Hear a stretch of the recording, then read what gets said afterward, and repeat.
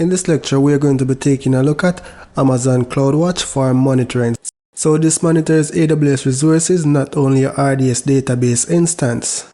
So the Cloud Watch will monitor things like your CPU usage, your disk I/O, your network traffic, and so on. And it can be used to send notification or automatically make changes to resource based on rules you define.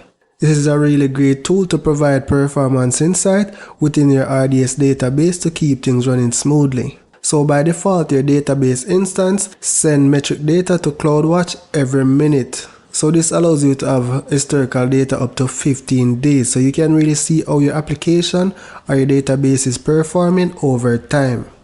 So to access the CloudWatch for monitoring your database, all you need to do is go on the Monitoring tab and scroll down.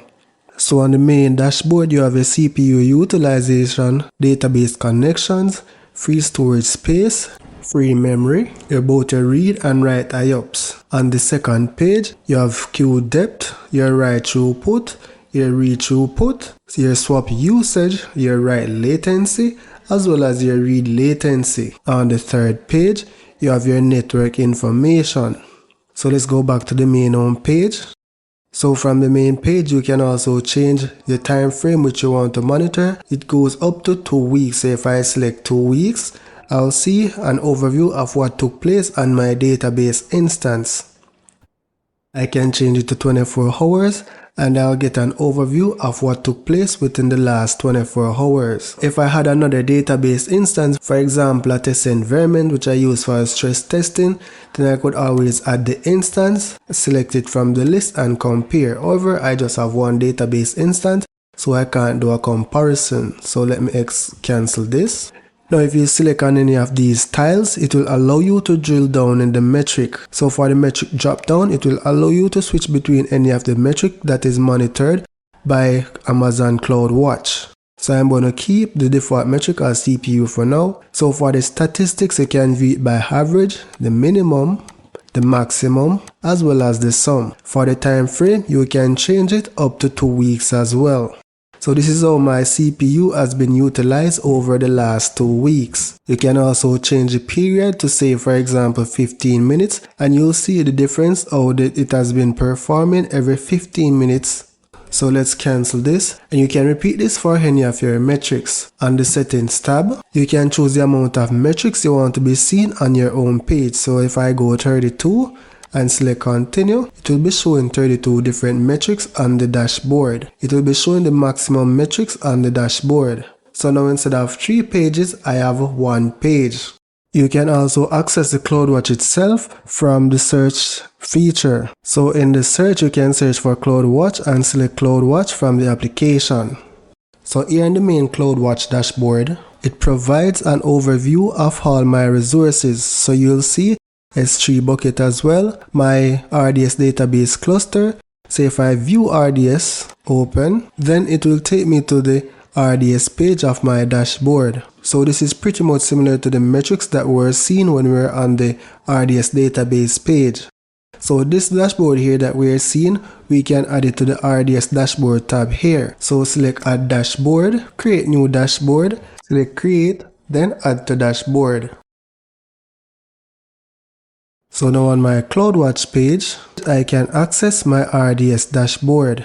An important aspect of monitoring is creating alerts whenever a threshold is met. To do that, from the CloudWatch page, select in alerts, select create alarm, select the metric, select your RDS instance. Now you have the option to create an alert per database metric, per database class, per database engine, or across all databases. So let's go with across all databases in the event we have more than one database instance. So I'm going to create an alert for iCPU utilization.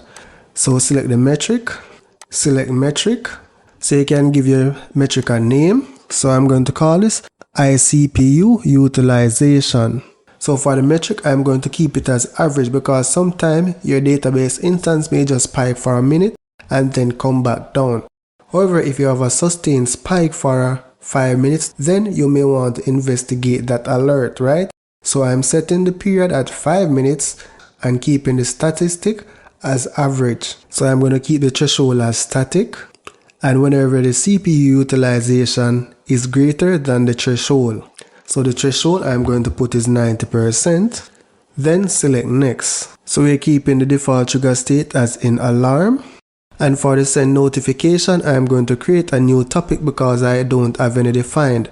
So I'm going to select create new topic. I'm just going to keep the default for now. Specify an email address for the alert and then create topic. Now the topic is created.